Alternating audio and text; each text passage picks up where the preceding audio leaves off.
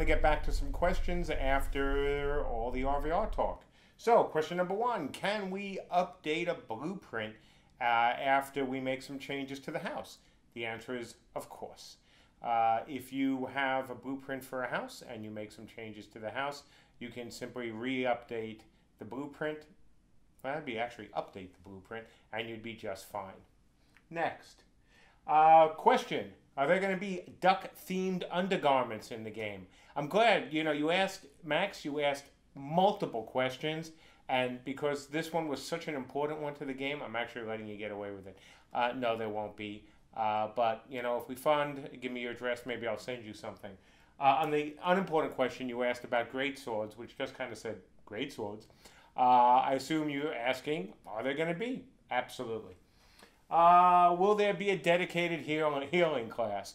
God, I hope so. There's going to be a lot of corpses on the field. Can a mountain house be blueprinted? No. If, as it says actually in the reward tier, if we build a custom house, it can't be blueprinted. On the other hand, if you build a house on your mountain, your secondary mountain plot, can it be blueprinted? Absolutely. Discuss long cooldowns. So the question is, are we going to have long cooldowns in the game versus short cooldowns? Which gets into the whole, hey, are we going to have instant cast thing and how spells are going to work and abilities are going to work and all that? Honestly, there's going to be a combination of things other than I am not a big fan of having a lot of instant cast spells. I mean, I've said that from the beginning. Could there be some instant cast abilities and spells? Possibly. There won't be a lot. Wrong game. Next. Is there player-owned housing? No. There's no player-owned housing in the game. I was being sarcastic. Of course there's player-owned housing. If you've seen our builder demos, and maybe we'll even have one more before we launch, but maybe not. But we will certainly have player-built housing in the game. How will non-crafters earn money? Same way I'm doing it now, going out in front of all of you and no. How will you earn money? That is a really complicated question because it is more than just, hey, I'm going to kill somebody and take their stuff, because you can't do that.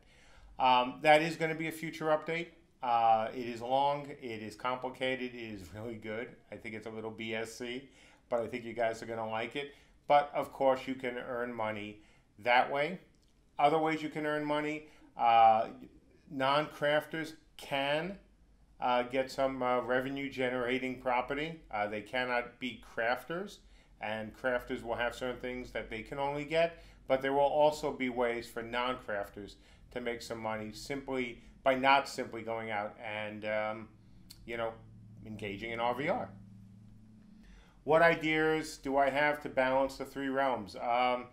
Again, I've answered this before. It's a lot of whatever we can think of. I mean, that's really it. Nobody has solved this problem in any sort of tri-realm game or even a dual faction game, at least an MMO.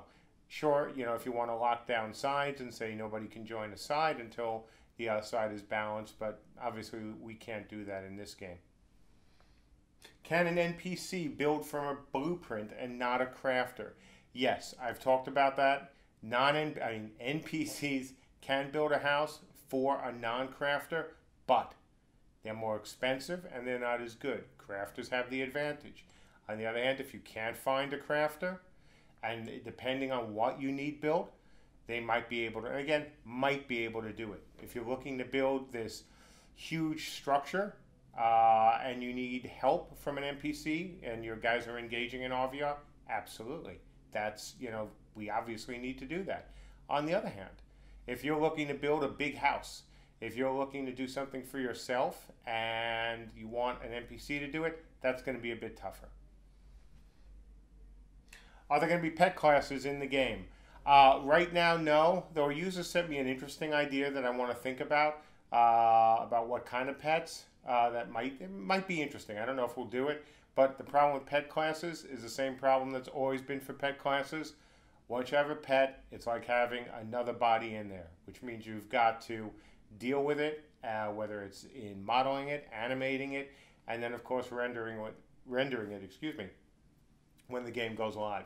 And if I have to sacrifice some pet classes in order to have a game that's going to run at a high frame rate and have our epic battles, we're absolutely going to do that. But we'll see. I love pet classes, and if down the road we see the engine can handle it, we'll think about it. But I can guarantee there will not be a pet class at launch. There's just no way we're going to do that until we really can see the engine really in action.